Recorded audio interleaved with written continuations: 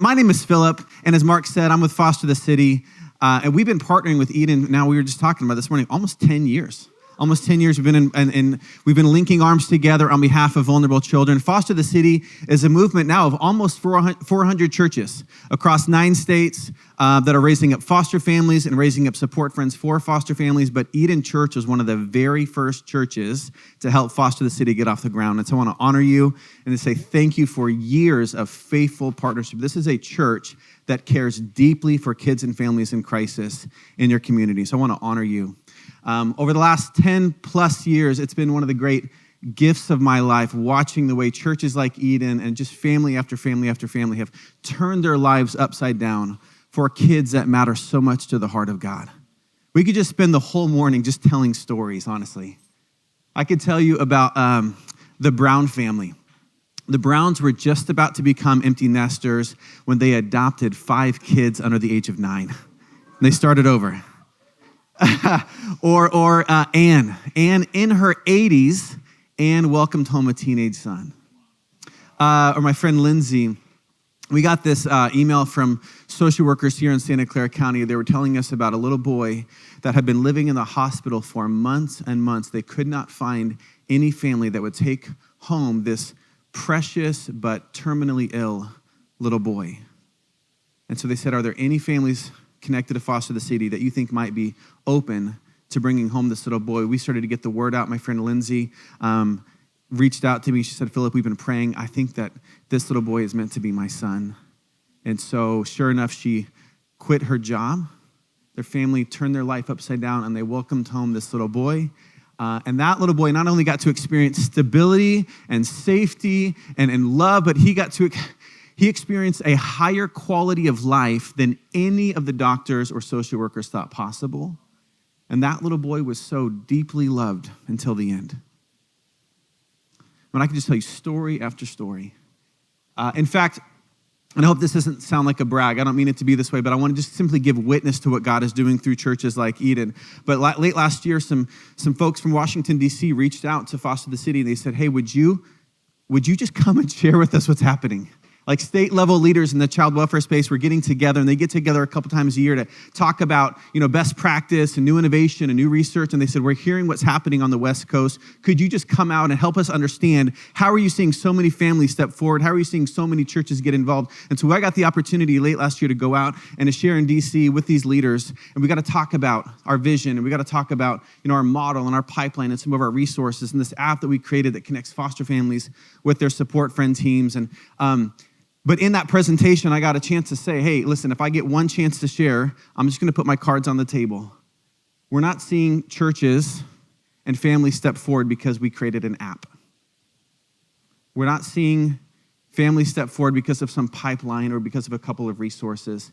Listen, I said, we're seeing families show extravagant, radical, self-giving love to these kids and to their families, because at the core of who we are as followers of Jesus is this belief that we have been radically loved.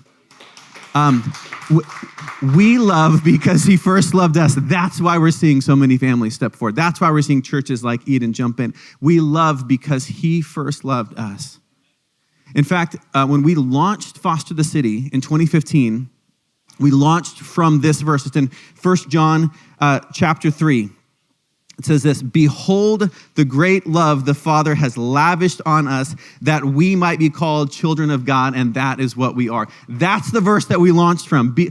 Look, behold the great love the Father has lavished on us. That was the spark that launched Foster the City. And not only was that our starting line, I'm more convinced than ever that it's by beholding the great love of God that we're going to be able to faithfully cross the finish line as well. That's not just true of Foster the City, of course, that's true for Eden.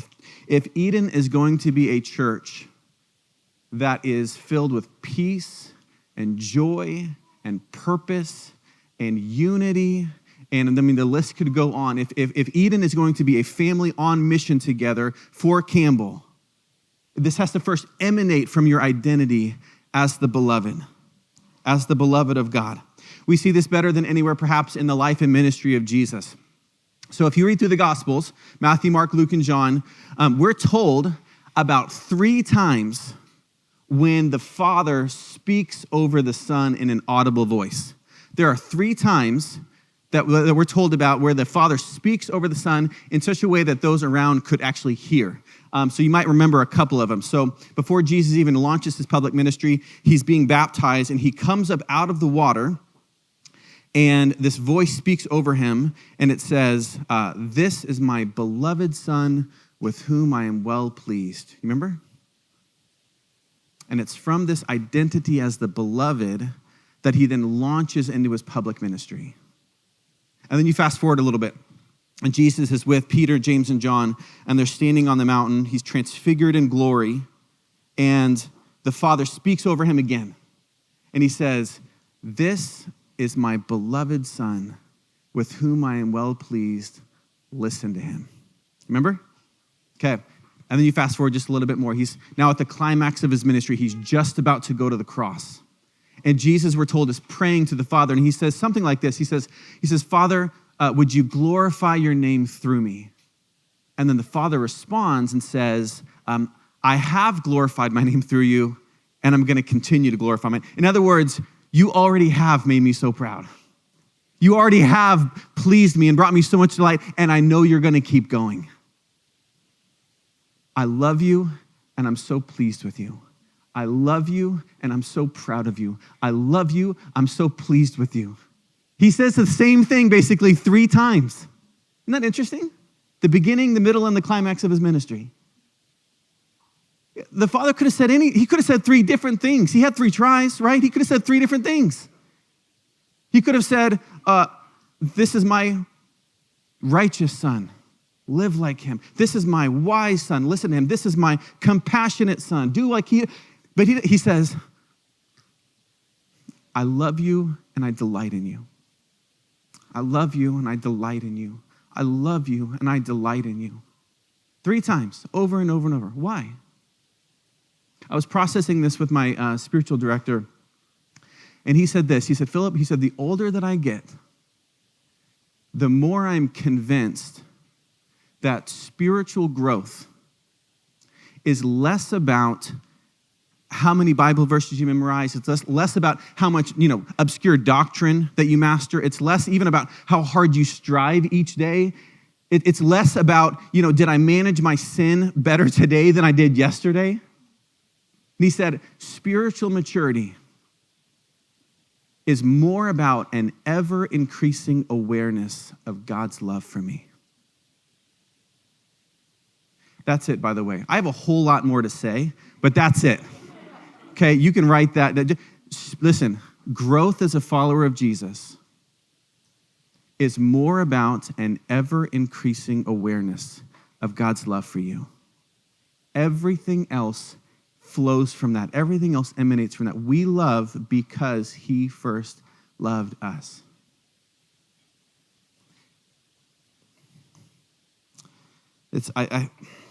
I'm so convinced that he's right. So this has been changing like how I approach each day. So rather than starting my day, with my prayers of, God, would you help me to love you more today? Would you help me to love you better today? Which was, honestly, for years, that's how I'd start my day. God, help me to love you more today. Instead, now what I'm praying is, God, would you help me to know your love more today? See the difference? It's changing how I approach the scriptures. I just said, I'm going to read through the Bible, Genesis to Revelation, just trying to notice the love of God. Just reading through the Bible, just trying to notice God's love. And it's just been leaping to me off the pages. I'll just give you 2 examples. I'll give you one from the very beginning of the Bible and one right at the very end of the Bible. So I open up Genesis and I say, I'm just going to notice the love of God. And I start reading through the creation account. And I start reading about how God created the heavens and the earth, this place where you and I might know him and walk with him and be with him and enjoy him. I would read about how God would walk with Adam and Eve in the garden in the cool of the evening. Just thinking how much delight that must have brought the Father. And it brought me back to my earliest days as a dad. So my son is 18 years old. He's going off to college in like 3-4 weeks. It's a very surreal time for our family as we kind of navigate this. But I've kind of been thinking back about, his childhood. And I think back now about like 18 plus years ago when we prepared a place for our son, just like God prepared a place for us. We prepared a place for our son. We painted the walls of his room. and we put together a crib from IKEA. We bought the stuffed animals and the books for him to enjoy. We bought this rocking chair that at the time we definitely could not afford. But if that was going to be the place where my wife would hold him and nurture him and rock him and sing over him and feed him and just build this like loving bond, this loving relationship with her son. We bought this rug for the middle of the floor where Israel and I would eventually just roll and wrestle around together for the weeks and months to come. Right? Basically, the bottom line is every square inch of that room was set apart as a place where our son could grow and live and know our love. He could live under the canopy of our love. And it hit me as I'm reading through the creation account, this is exactly what God is doing through creation. Like every tree and flower, every mountain and meadow, every creature, every star in the sky was created by our good Father as a gift that we might know his love. Listen, I was talking about this with my kids just the other day. We were just kind of processing some of the things that God has been sharing with us lately, and I was telling them about this, and I said, guys, we were driving home from a baseball game, and so I was like, guys, it's kind of like this windshield as I'm driving. I can fix my eyes to see the windshield in front of me. I can actually see the glass. I can also fix my eyes to see through the glass, to see through the windshield to what's on the other side. You and I can look at a flower in bloom. We can fix our eyes on that flower. You can also fix your eyes to see through that flower, to see what's on the other side, which is a giver of a good gift. He gave you flowers in bloom because he loves you and he delights in you. The taste of good coffee in the morning. The taste of good wine in the evening. The taste of good food, the sound of your children's laughter, the beauty of music, the way that the sun feels on your skin when you step outside of your house, the way the breeze feels on a hot day. I mean, the list could go on and on and on. I am convinced that every moment of every day, God is trying to communicate with you, I love you, and I delight in you. I was out running earlier this spring, and it was like I was out. I was running, and I passed by this bush, this bunch of flowers that had just kind of come into bloom, and I like the scent of the flowers felt like it smacked me in the face as I was running by it, and I blurted out, without even thinking, I blurted out, I love you too. Because all of these things are a good gift. What if you went this week knowing that every sunrise is I love you, every sunset is I delight in you? When you fast forward to the end of the Bible, last few pages of the Bible, we are told that, of this time when all things would be made new. Everything would be made right. All of our tears would be wiped away. Death would be no more. In the words of Tolkien, all the sad things will become untrue. Do you remember in the last few pages of the Bible kind of the setting in which that is all going to happen? Like it's likened to a wedding celebration. Do you remember? It's likened to a wedding feast. When Jesus, the groom, would ultimately be united to his bride, which is us, the church. Now, I've officiated a lot of weddings over the years. My personal favorite moment of a wedding is when the doors in the back of the church open up and the bride begins to make her way down the aisle. Everybody stands, we gasp, isn't she so beautiful? The reason why I like this moment so much is because as I'm standing there, I always kind of steal a little glance at the groom right here. Because inevitably the groom's got some big goofy grin on his face. Maybe he's getting emotional, right? He's got some, moist eyes. Maybe there's a single tear coming down. But the groom is just so overwhelmed with love for the woman that's walking towards him. Wives, can you actually, if you were to close your eyes, can you picture the look on his face as you were walking towards him? Do you remember the look on your husband's face as you made your way down the aisle? Fellas, can you remember? Do you remember what was going in your heart and your mind in that moment? Be careful with your answer on that, right? So it was 22 years ago that my wife made her way down towards me. And I know what you're thinking. Well, he looks 22. That's really kind. But 22 years ago, hundreds of people in the room. Everybody was dressed to the nines. The room looked great. I can tell you with all sincerity, like everything else was a blur. I had eyes for one. She was making her way towards me. What does it say about how God feels about you that he says, the best picture that I can give you is the love that a groom has for his bride on their wedding day? That's the best comp I can give you. The best picture I can give you is a wedding day. Can I ask you a question? When God thinks of you, what comes to his mind? Don't answer this out loud, obviously, but I would like for you to just take a moment and just internally kind of reflect on that. Like in a word or in a phrase, when God thinks of you, what comes to his mind? Think about that just for a moment.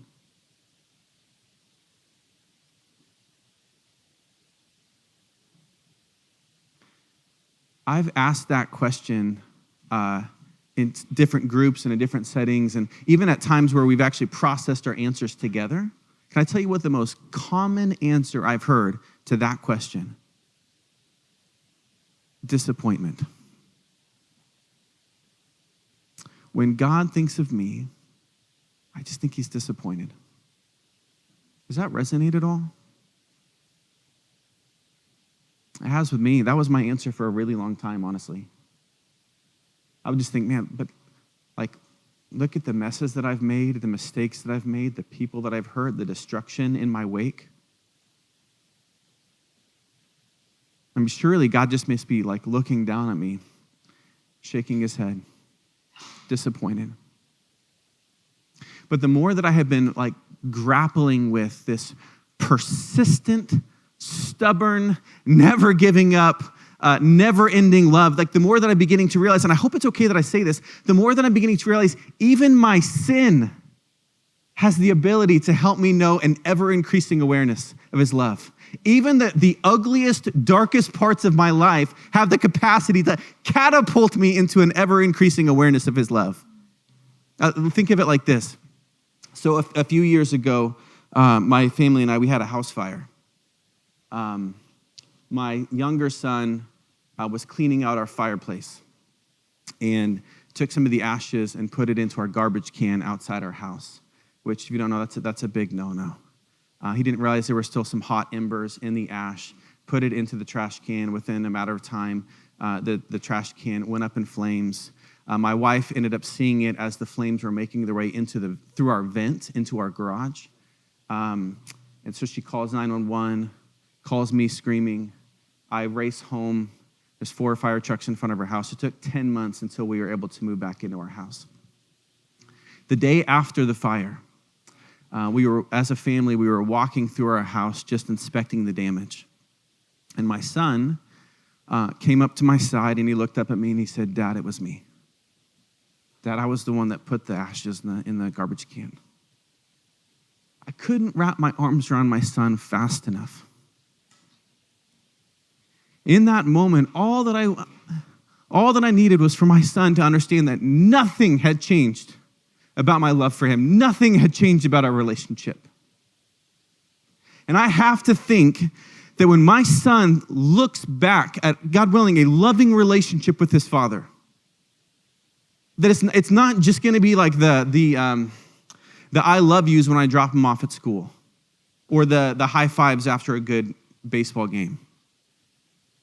But it's probably going to be the times when we were literally standing in the mess together, where he got to have like the most potent taste of my love for him.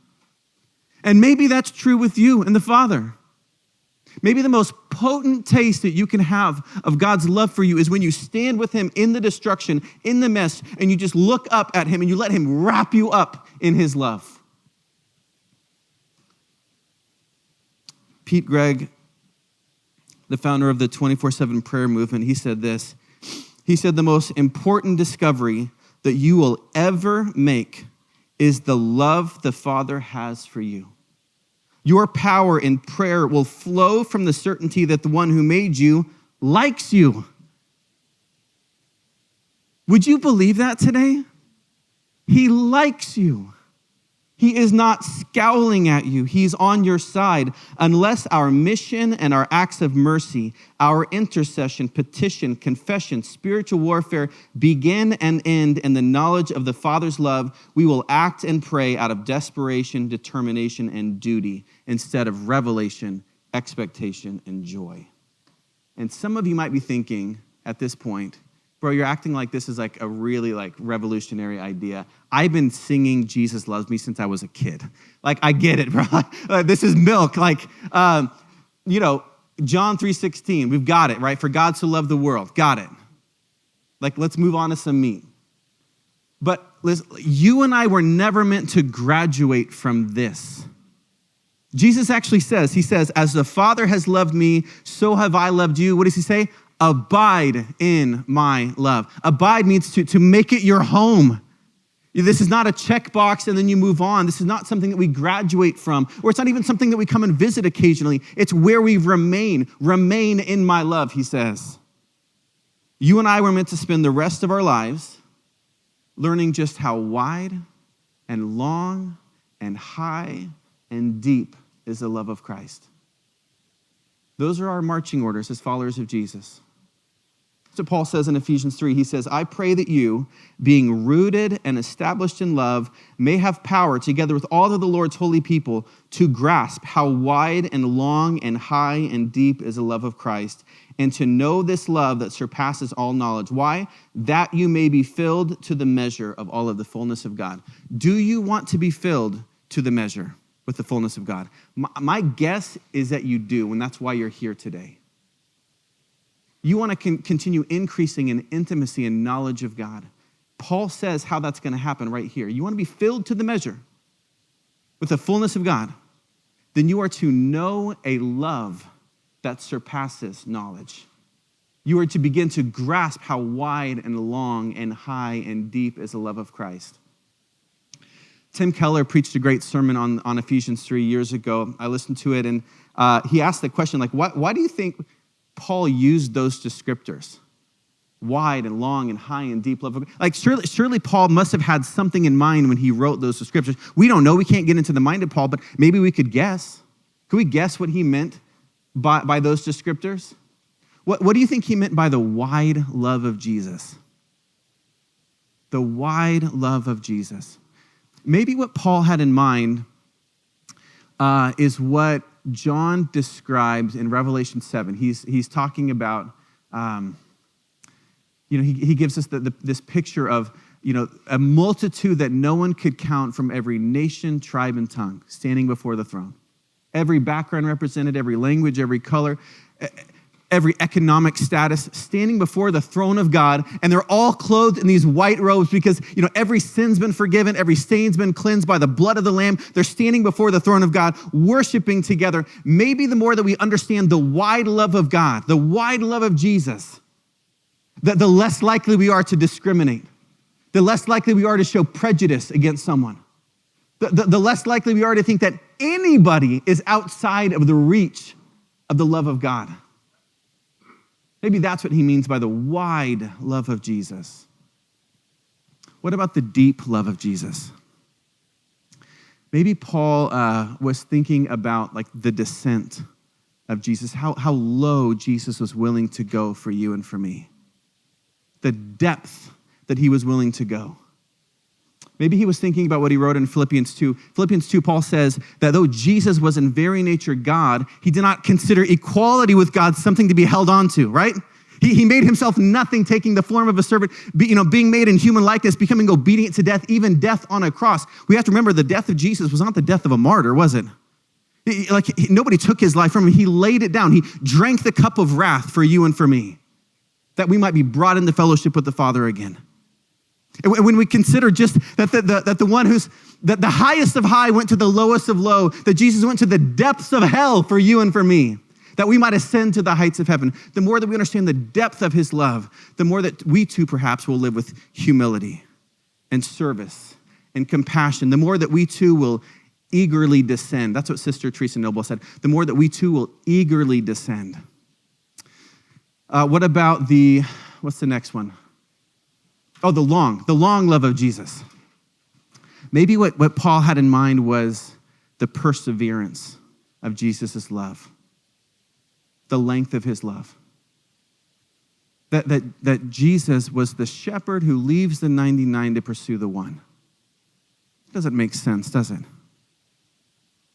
That though you and I, if we're honest with ourselves, we are prone to wander, aren't we? We're prone to leave the God we love, but the hound of heaven is on our heels. There is no distance he would not travel. There's no mountain he would not climb. There's no wall he wouldn't kick down to pursue you and me. And maybe the more that we understand the perseverance of Jesus' love, the less likely we are to live with anxiety. The more likely we are to live with confidence and peace and faith and security. What about the height of his love, though? This one feels like it's like beyond description. I think what he means is like, Jesus is not just interested in giving us a little bit of his love, like a taste of his love. He wants us to experience the heights, the fullness of his love for us. And in fact, when Jesus was praying just before the cross, he prays something like, he says, Father, the glory that you and I shared before creation, I want them to share it too. Think about that for a minute. The glory that you and I shared before creation, I want to share that with them. He wants to share that with us. One of the highlights of my year last year in ministry was I got to do some ministry in Oxford, England. It's one of my favorite places on the planet. And when I was there, I had one full day where I had nothing to do. It was a Sunday. And it just ended up being this glorious day. I go outside, the weather is just perfect. I borrowed a bike from the hotel where I was staying, and I just rode around the city of Oxford. And just took in and just enjoyed the city. I rode out to J.R.R. Tolkien's house where he wrote so many of his great works. I rode over to C.S. Lewis's house, another author that I really like, where he wrote so many of his great works. It was a Sunday, so I actually went to the church where C.S. Lewis worshiped, and I sat in the pew. I sat where he sat. And then I spent the afternoon reading one of my favorite books by Lewis, The Great Divorce. I read one of his books in this like beautiful English countryside. For the things that I like, for my personality, it was like perfect. It was just like a perfect day. Can I tell you though, what kept going through my mind all throughout that day? I just kept thinking, man, I wish Jessica was here. That's my wife. I wish Jessica was here. Not because I was lonely. I wasn't lonely. Not because the day was lacking anything. I told you, it was like a surreal day. It was like a perfect day. It's just that when you love somebody, you want to share your joy with them, right? Like God is not lacking anything. He's not lonely. It's just that because he loves you, he wants to share his joy with you. Can you just imagine that? Like wonder of wonders. Like no eye has seen, no ear has heard, no mind has imagined what God has prepared for those who love him. Just think of the heights of his love. The degree to which we know and savor God's love for us is the degree to which we will live with joy and hope and faith and perseverance and compassion, and the list could go on, and without fear or shame or pride. Francis Chan is an author and a pastor. He wrote a great book last year called Beloved. The book kind of touches on a lot of what we've been talking about this morning, that much of his Christian life, like his pursuit of holiness and his life of compassion towards the vulnerable and the rest, should emanate from his identity as the beloved. It's a good book. You might have heard of Francis Chan from another book that he wrote years ago called Crazy Love, another good book. But Francis wrote that book kind of out of a desire to see the American church kind of wake up again, kind of a call to the American church towards a kind of a more radical devotion, radical faith, get up out of our pews or out of our chairs, out of our tents, get out there and start loving our community and so on. In his book last year, this book, Beloved, Francis wrote this. I'm going to read this here. I thought this was interesting. He said, "It may sound like I'm contradicting everything that I wrote in Crazy Love, The point of that book was to address the fact that the Christianity of the New Testament looks extremely different from what we were experiencing in the U.S. We attend church services that make us feel comfortable when Jesus commanded us to deny ourselves, pick up our cross, and follow him. My fear, while I wrote the book, was that we resembled the lukewarm church of Laodicea in Revelation chapter 3. In love, I was hoping to stir people's convictions because I didn't want them to be spit out of the mouth of God. Listen to this.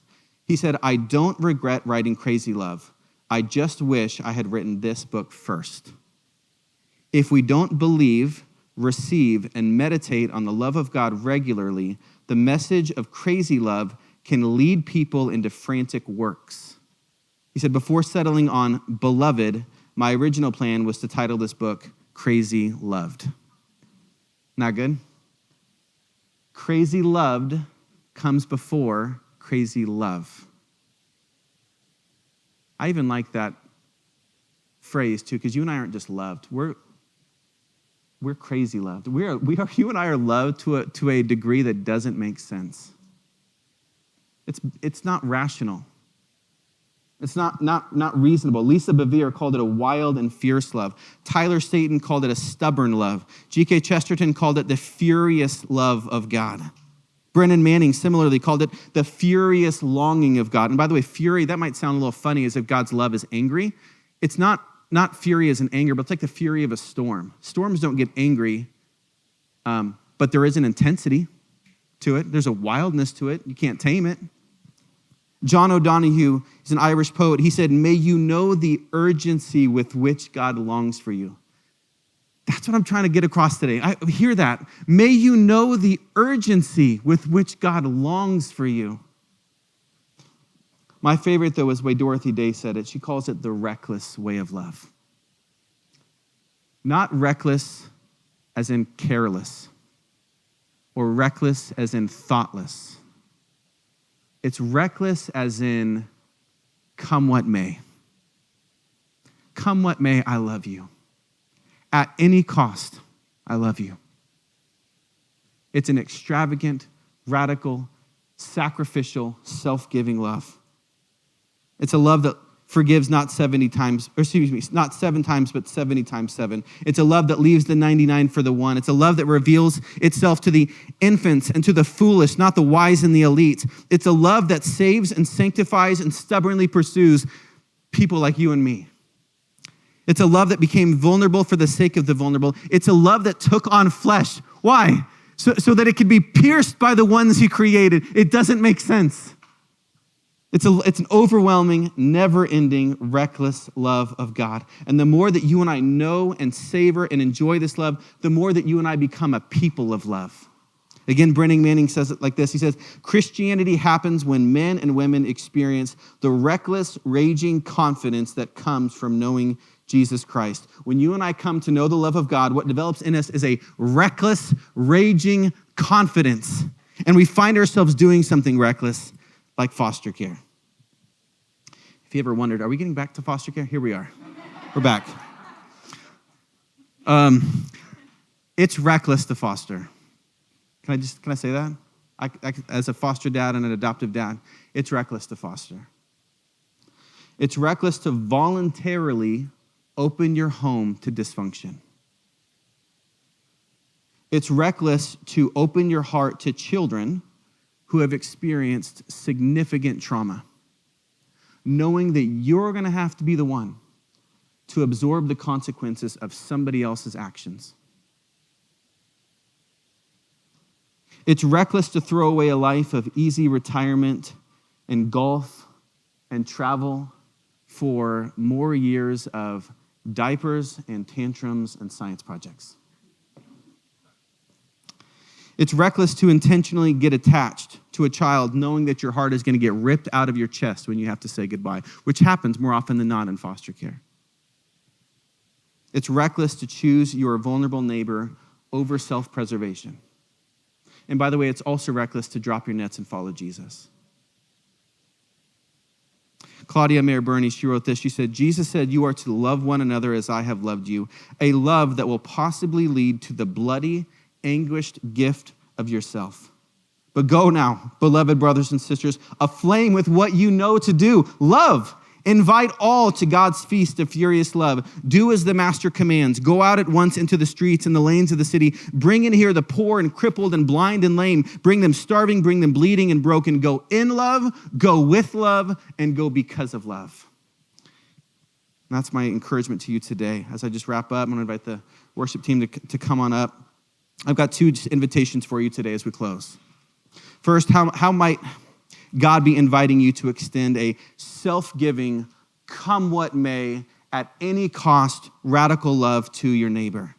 Maybe God is calling you to get involved with Foster the City. Would you be open to learning about how you might open your heart and your home to a child in need? If I haven't made it clear already, there is a profound need for more foster families in Santa Clara County and all really across the Bay Area. So regardless of where you're coming from today, there's a profound need for more families across the Bay Area to welcome in children. Maybe that's something you could just explore, what it might take, what it might look like for you. But perhaps another role you could explore is that of we call a support friend. For every foster family that we raise up, we want to wrap them with at least 4 support friends that provide consistent, proactive, practical, emotional, spiritual support to help families foster longer and better. These families are bringing meals, they're babysitting, they're showing up and doing yard work. But they're not just doing chores for the family, they're providing capacity for the family. They're increasing the capacity so these families can foster longer and stronger. Maybe that's a role that you could explore. If you're interested in getting involved with Foster the City in any way, we have a table out there in the here in the kind of the courtyard area. Kylie and I and a couple others will be over there, and we'd love to be able to hand you a little next step card that you can fill out. If you fill out this next step card, we're going to send you an email this week about an interest meeting that we have coming up. It's virtual, it's a webinar. You don't even literally need to get dressed back up and come to church, okay? Would you be willing to fill out that next step card? I'm praying for 10 next step cards from this service to be filled out with just families saying, I'm just open to exploring. I'm willing to give 1 hour of my time to log on and just be open to learning a little bit more about what God is doing through Eden and through hundreds of other churches across the Bay Area on behalf of the vulnerable. Would you be open to that? Okay.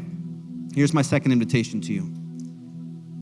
And this is what I was praying for as I was driving down this morning. Would you be ready to receive this week the wide, long, high, deep love of Jesus? This week, would you have eyes to see, ears to hear, a heart ready to receive the love of Jesus for you? I said it earlier, I am convinced that every moment of every day, God is trying to communicate with you, I love you and I delight in you. Friends, please hear me. He's not scowling at you. He's not just disappointed in you. He wants you to know today, he loves you and he delights in you. My prayer is that every person here, myself included, is that we would have an ever-increasing awareness of God's love over us. Behold the great love that the Father has lavished on us, that we might be called children of God. We pray for you. God, I thank you so much for Eden Church and all that you're doing. God, I pray that every person that's here today, that's within kind of just earshot, would know that, not just intellectually, cerebrally, God, but just would know, even experientially, would just know your love, and their heart of hearts would just know that you love them and delight in them. God, this isn't wishful thinking. God demonstrates his love for us in this, that while we were still sinners, you died for us. God, you proved it. Thank you for your love. Thank you for the cross. Thank you every day, God, for this, the countless gifts, the countless ways you're trying to communicate this to us, God. Would we have eyes to see and ears to hear? We love you. In Jesus' name, amen.